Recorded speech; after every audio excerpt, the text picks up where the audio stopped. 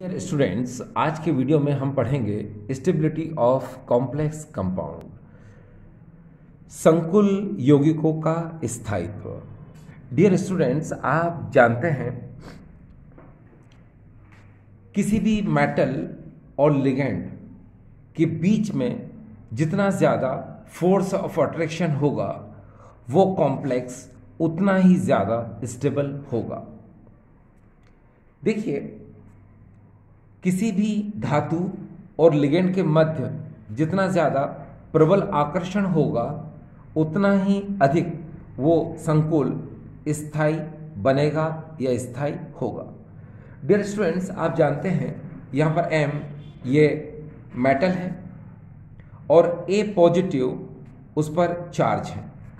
यहाँ पर N number of ligands हैं, ठीक है, और L का मतलब लिगेंड होता है और X नेगेटिव का मतलब होता है चार्ज ऑफ लिगेंड। ठीक, अब आपको पता है ये मेटल है, ये लिगेंड है, इनसे मिलकर कोई कॉम्प्लेक्स का फॉर्मेशन होता है। ठीक है, तो यहाँ B पॉजिटिव जो है ये चार्ज ऑफ कॉम्प्लेक्स है। तो डियर स्टूडेंट्स, आप बहुत अच्छे से समझने की कोशिश करें कि M मेटल एटम है, L लिगेंड है, N नंबर ऑफ लिगेंड है 1 2 3 4 5 6, ठीक है। A पॉजिटिव मेटल एटम पर चार्ज है, X नेगेटिव लिगेंड पर चार्ज है। इन दोनों से मिलकर ये जो कॉम्प्लेक्स बनता है, ठीक है, MLN B पॉजिटिव। तो B पॉजिटिव जो है इस कॉम्प्लेक्स पर क्या है, ये चार्ज है। देखिए डियर स्टूडेंट्स, आप बहुत अच्छे से जानते हैं कि किसी भी कॉम्प्लेक्स कंपाउंड, किसी भी संकुल यौगिक के निर्माण में जो लिगेंड होता है वो लोन पर इलेक्ट्रॉन डोनेट करता है, इसीलिए इसको हम लोग बोलते हैं लुईस बेस, यानी कि लुईस क्षार।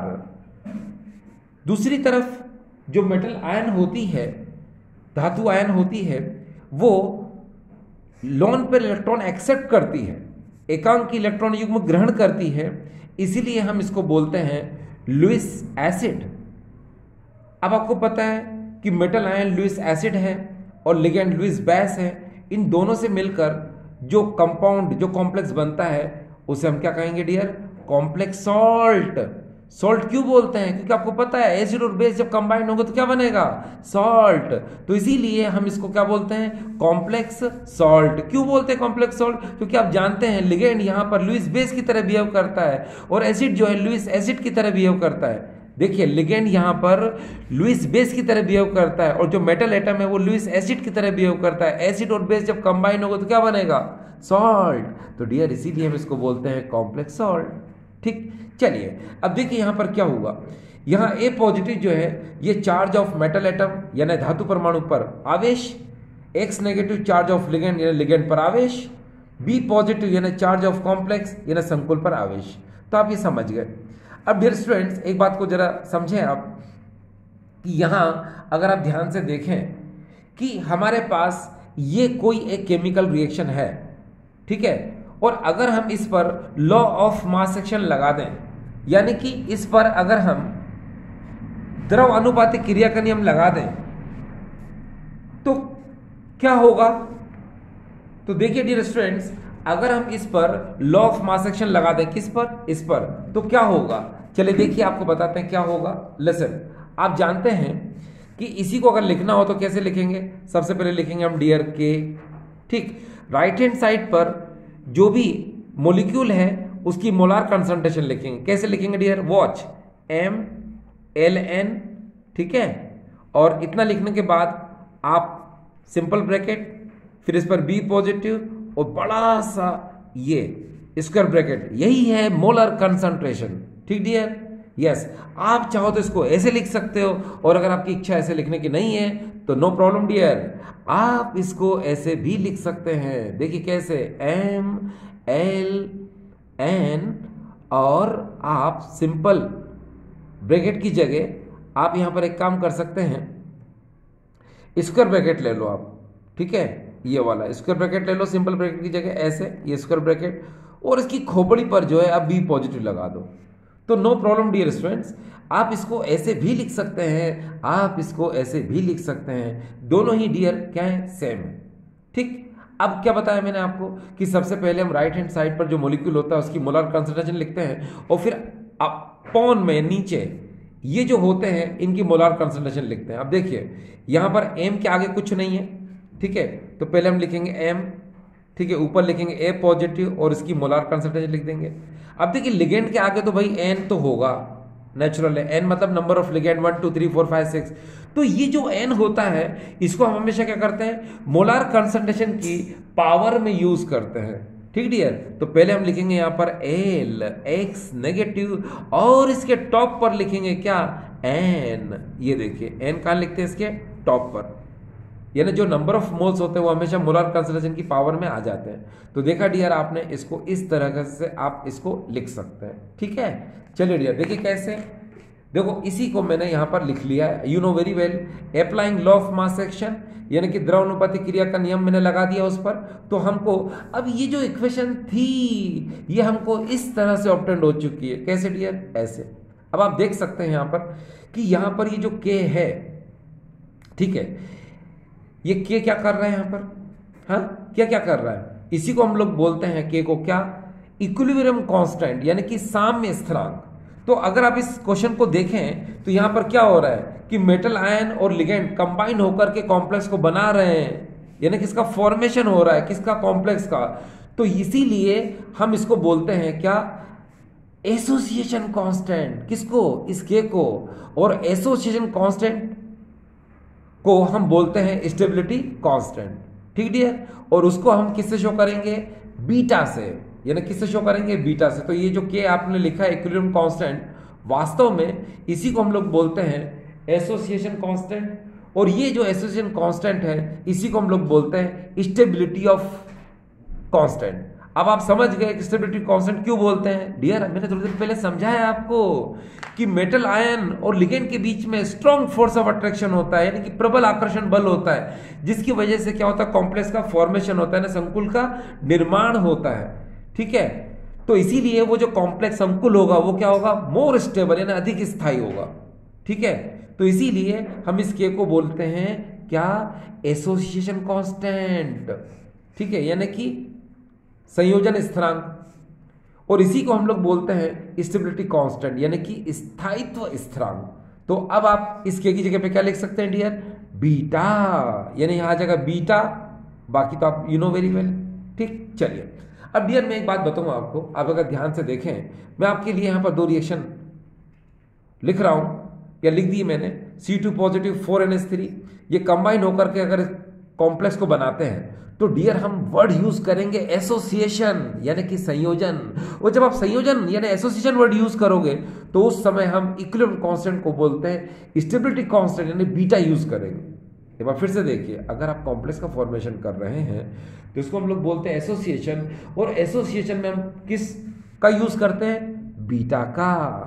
अब डियर दूसरी चीज देखिए, ये जो कॉम्प्लेक्स कंपाउंड है आप बहुत अच्छे से जानते हैं कि जो कॉम्प्लेक्स कंपाउंड है अगर हम इसको एक्वस सॉल्यूशन में डाल दें, यानी कि जलीय विलयन में डाल दें, तो ये इस तरह से क्या हो जाएगा, आयोनाइज हो जाएगा। जब इस तरह से आयोनाइज हो जाएगा तो इसकी स्टेबिलिटी क्या हो जाएगी, कम हो जाएगी। इसी को हम बोलते हैं क्या, इनस्टेबिलिटी। क्या बोलते हैं इसको, हम इनस्टेबिलिटी बोलते हैं। फिर से देखिए, मैंने कहा आपसे ये कॉम्प्लेक्स है, जब इसको हम एक्वस सॉल्यूशन में डालेंगे तो ये इस तरह से अपने आयंस और लिगेंड में डिसोशिएट हो जाएगा, यानी वियोजित हो जाएगा। तो इसकी स्टेबिलिटी क्या हो जाएगी डियर, कम हो जाएगी, है ना। तो इस समय जो हम इक्विलिब्रियम कांस्टेंट यानी साम्य स्थिरांक का यूज करेंगे उसको हम लोग बोलते हैं इनस्टेबिलिटी कांस्टेंट, यानी के आई। क्या बोलते हैं डियर इसको हम, इनस्टेबिलिटी कांस्टेंट। यानी आप समझ गए, एसोसिएशन के लिए हम बीटा का यूज करेंगे और डिसोसिएशन के लिए हम डियर के आई का यूज करेंगे। अगर मैं आपके लिए थोड़ी सी देर के लिए कहूं कि देखिए dear, beta equal to 1/KI होता है, ठीक है, जहां पर बीटा को हम स्टेबिलिटी कांस्टेंट बोलते हैं और के आई को इनस्टेबिलिटी कांस्टेंट कहते हैं। तो आपके दिमाग में क्वेश्चन उठेगा, सर ये कैसे होता है? ये किस तरह हुआ सर, ये समझ में नहीं आया। तो डियर नो प्रॉब्लम, मैं आपको भी थोड़ी देर में समझा देता हूं कि ये स्टेप आखिर कैसे आती है ना। पहले हम इस स्टेप को समझने की कोशिश करते हैं स्टूडेंट्स। कैसे? मैंने आपसे कहा कि किसी कॉम्प्लेक्स में स्टेबिलिटी कांस्टेंट की वैल्यू जितनी ज्यादा होगी वो कॉम्प्लेक्स क्या होगा, स्टेबल होगा। और किसी भी कॉम्प्लेक्स का इनस्टेबिलिटी कांस्टेंट की वैल्यू जितनी कम होगी वो उतना ज्यादा क्या होगा, स्टेबल होगा। क्योंकि आपको पता है कि आई कम होगा तो बीटा ज्यादा होगा। डियर समझ रहे हो ना आप? यस। तो अब मुझे आपको ये बताना है कि ये कैसे आया, है ना। तो चलो डियर, अब मैं आपको बताता हूं कैसे आया। सबसे पहले हम इस को देखिए कि हम किसकी बात कर रहे हैं। हम बात कर रहे हैं स्टेबिलिटी कांस्टेंट, यानी कि स्थायित्व स्थिरांक की बात करेंगे, यानी कि बीटा को फाइंड करेंगे। तो डियर यू नो, हमें फॉर्मेशन करना पड़ेगा, यानी कि इस संकुल का निर्माण करना पड़ेगा। कैसे, ये देखिए C2 positive 4NH3 combined together and this, ये कॉम्प्लेक्स यानी संकुल क्या हो गया डियर, ये बन गया। अब हम इसमें लगाएंगे लॉ ऑफ मास एक्शन, यानी कि द्रव अनुपाती क्रिया का नियम। तो आप तो जानते हैं, राइट हैंड साइड पर molar concentration upon left hand side पर मोलर कंसंट्रेशन, ये आ गया। तो इसको स्टेप बोला हमने फर्स्ट, इसको बोला डियर हमने स्टेप सेकंड। अब ये जो बीटा है, मैंने कहा ना आपसे कि ये स्टेबिलिटी कांस्टेंट यानी कि स्थायित्व स्थिरांक है, ये तो आ गया। अब हम क्या निकालेंगे, इनस्टेबिलिटी कांस्टेंट यानी कि अस्थायित्व स्थिरांक। तो हम क्या करेंगे डियर, इस कॉम्प्लेक्स को वाटर में लेंगे तो इस तरह डिसोशिएट हो जाएगा। और यहां पर अब हम लगा देंगे लॉ ऑफ मास एक्शन, यानी कि द्रव अनुपाती क्रिया का नियम। जब हम द्रव अनुपाती क्रिया का नियम लगाएंगे तो क्या होगा, देखिए राइट हैंड साइड पर प्रेजेंट जो मॉलिक्यूल होते हैं उसकी molar concentration upon left hand side पर जो मॉलिक्यूल होते हैं उसकी मोलार कंसंट्रेशन। समझ रहे हो ना आप? यस। तो क्या होगा, ये देखिए C2 पॉजिटिव मोलार कंसंट्रेशन और NH3 को लिखकर जो आगे नंबर ऑफ आयंस होते हैं वो हमेशा कहां आ जाते हैं, टॉप पर डियर, ठीक। और अपॉन में किसको लेंगे, लेफ्ट हैंड साइड पर, और इसकी मोलार कंसंट्रेशन लाइक दिस, ये देखिए। तो यहां पर थोड़ा सा ध्यान दें कि ये जो है समझ में आपको आ गया। सबको हमने किस में लिखा डियर, ये मोलार कंसंट्रेशन में हमने लिख दिया, ठीक है। अब देखिए यहां पर क्या होगा, इसको कहेंगे हम इनस्टेबिलिटी कांस्टेंट, ठीक है। आप चाहे तो यहां पर सिंपल ब्रैकेट ले सकते हैं, ठीक है, क्योंकि ये कॉम्प्लेक्स है, ठीक है। और ये स्क्वायर ब्रैकेट लगा सकते हैं, क्योंकि जब हम पर मोलर कंसंट्रेशन के लिए स्क्वायर ब्रैकेट लगाएंगे तो फिर आपको होगा सर पहले भी यही था फिर बाद में भी यही है। तो इसमें कोई चेंज नहीं आता है। चेंज किस में आता है डियर, इसमें चेंज आता है, ठीक है। अब हम एक काम करें, अगर आप मेरी बात को समझ रहे हैं कि यहां पर ये कॉम्प्लेक्स क्या हो रहा है, डिकम्पोज हो रहा है, यानी कि वियोजित हो रहा है, ठीक है। तो क्या होगा, इसमें हम KI का यूज करेंगे, यानी यहां पर जो इक्विलिब्रियम कांस्टेंट है, साम्य स्थिरांक है, उसको हम बोलेंगे KI, यानी कि इनस्टेबिलिटी कांस्टेंट। क्या बोलेंगे डियर इसको, इनस्टेबिलिटी कांस्टेंट, ठीक है। अब क्या होगा, आप समझदार हैं, देखिए मेरे पास KI है। अगर मैं यहां पर, बहुत ध्यान दीजिएगा डियर स्टूडेंट्स, आपका ध्यान ही सब कुछ है। अब देखिए आपके पास ऊपर ये है, नीचे ये है। अगर मैं थोड़ी देर के लिए एक काम करूं कि इस स्टेप को ऊपर ले जाऊं, ठीक डियर, और इसको अगर मैं नीचे लाऊं तो क्या होगा, अरे भाई KI की जगह क्या हो जाएगा, 1/KI। बस मैंने यही किया। क्या किया डियर, इसको मैं ऊपर ले गया, इसको नीचे लाया, तो क्या हो जाएगा 1/KI। ये देखिए, अब ये 1/KI को अगर आप ध्यान से देखें तो हमें कितना मिल रहा है, ये इतना मिल रहा है, ठीक। अब ध्यान दीजिएगा इक्वेशन नंबर कौन सी है, ये 4। उससे पहले कौन सी थी इक्वेशन नंबर, ये 2। भाई 2 पर बीटा है इसलिए हम इसको लेंगे, और 4 पर 1/KI है इसलिए हम 4 स्टेप को लिखेंगे। तो listen to me, from equation 2 and 4, अब दोनों को अगर अपन लेते हैं तो क्या होगा, आप जानते हैं stability constant beta equal to हमने ये निकाला था, ठीक डियर, और हमने 1/KI इक्वल टू ये निकाला था। तो अब जरा ध्यान से देखना, क्या, ये देखिए CuNH3 2 positive, Cu2 positive, NH3 ये किसके इक्वल है, 1/KI के इक्वल है। देख लो, अरे भाई ये और ये सेम है ना, तो फिर तो क्या करेंगे, इसकी जगह पे 1/KI रख देंगे। तो जब 1/KI रखेंगे तो क्या आएगा, बीटा इक्वल टू 1/KI। डियर आ गया। फिर तो ये हमको क्या बताता है, ये हमको बताता है कि स्टेबिलिटी कांस्टेंट बीटा की वैल्यू जितनी ज्यादा होगी वो उतना ज्यादा क्या होगा, कॉम्प्लेक्स स्टेबल होगा, वो उतना ज्यादा संकुल क्या होगा डियर, स्थायी होगा, ठीक है। और अगर इनस्टेबिलिटी कांस्टेंट की वैल्यू कम होगी तो भी वो कॉम्प्लेक्स क्या होगा, स्टेबल होगा, स्थायी होगा, ठीक डियर। चलो हम इसका एग्जांपल से समझते हैं। तो एग्जांपल से क्या थोड़ा आपको इजीली समझ में आ जाएगा। चलिए इसका एग्जांपल लेते हैं। देखिए डियर स्टूडेंट, ये है एग्जांपल। अगर आप इन दोनों एग्जांपल को ध्यान से देखें तो CuNH3 4 पॉजिटिव और CuCN 4 नेगेटिव, दोनों एग्जाम्पल आपको नजर आ रहे हैं। अब इसमें जो बीटा यानी स्टेबिलिटी कांस्टेंट की वैल्यू है वो है इतनी, और इसमें बीटा स्टेबिलिटी कांस्टेंट की जो वैल्यू है वो है इतनी। अब आप देखिए, मैंने आपसे क्या कहा था कि किसी भी कॉम्प्लेक्स में स्टेबिलिटी कांस्टेंट की वैल्यू जितनी ज्यादा होगी वो कॉम्प्लेक्स क्या होगा, उतना ही ज्यादा स्टेबल होगा, यानी क्या होगा, स्थायी होगा। तो अगर आप ध्यान से देखें इन दोनों के अंदर, इसमें बीटा की वैल्यू ये है, इसमें बीटा की वैल्यू ये है, तो डियर किसमें बीटा की वैल्यू ज्यादा है? अरे भाई इसमें ज्यादा है। किसमें? इसमें, इसमें, इसमें। तो ये क्या होगा, ये मोर स्टेबल होगा, ये देखिए। और ये क्या होगा, लेस स्टेबल, यानी कि ये कम स्थायी होगा और ये अधिक स्थायी होगा। तो डियर आप जरा ध्यान से देखें एक बार फिर से कि यहां CN स्ट्रॉन्ग लिगेंड है और यहां पर NH3 क्या है, वीक लिगेंड है। और देखो दोनों में Cu में सेम मेटल है, तो क्या होगा कि भाई जब दोनों में सेम मेटल है तो क्या होगा, हम ये देखते हैं कि जिसकी CFSE की वैल्यू ज्यादा होगी वो कॉम्प्लेक्स क्या होगा, ज्यादा स्टेबल होगा। क्यों? क्योंकि उसमें बीटा यानी स्टेबिलिटी कांस्टेंट की वैल्यू क्या होगी, ज्यादा होगी। तो आपको पता है CFSE की वैल्यू NH3 के कंपेरिजन में ज्यादा किसकी होती है, CN की। इसीलिए ये कॉम्प्लेक्स क्या होगा डियर, ज्यादा स्टेबल होगा। ठीक डियर स्टूडेंट्स, तो आई होप ये आपको समझ में आ गया होगा। वैसे भी डियर आप बहुत अच्छे से जानते हैं क्या कि जो कॉम्प्लेक्स कंपाउंड की जो स्टेबिलिटी होती है वास्तव में वो 3 नेचर पर डिपेंड करती है। देखिए कैसे, अगर मैं आपके लिए यहां ट्रिक बताऊं, ये ट्रिक जरा दिमाग में रखिए, मिलन सॉल्व। ये देखिए डियर, मिलन सॉल्व।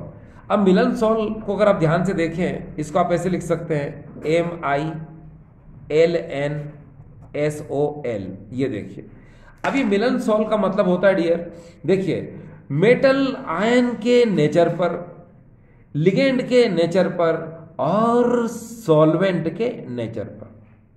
ठीक डियर स्टूडेंट्स, एक बार फिर से देखिए, मैं आपसे यह कहने की कोशिश कर रहा हूं कि किसी भी कॉम्प्लेक्स की स्टेबिलिटी यानी किसी भी संकुल का जो स्थायित्व होता है वो इन 3 चीजों पर डिपेंड करता है। इसके लिए ट्रिक याद रखिए, मिलन सॉल्व यानी कि मेटल आयन के नेचर पर, लिगेंड के नेचर पर और सॉल्वेंट के नेचर पर। ठीक डियर स्टूडेंट्स, चलिए आई होप आपको ये समझ में आया होगा। ठीक है, थैंक यू।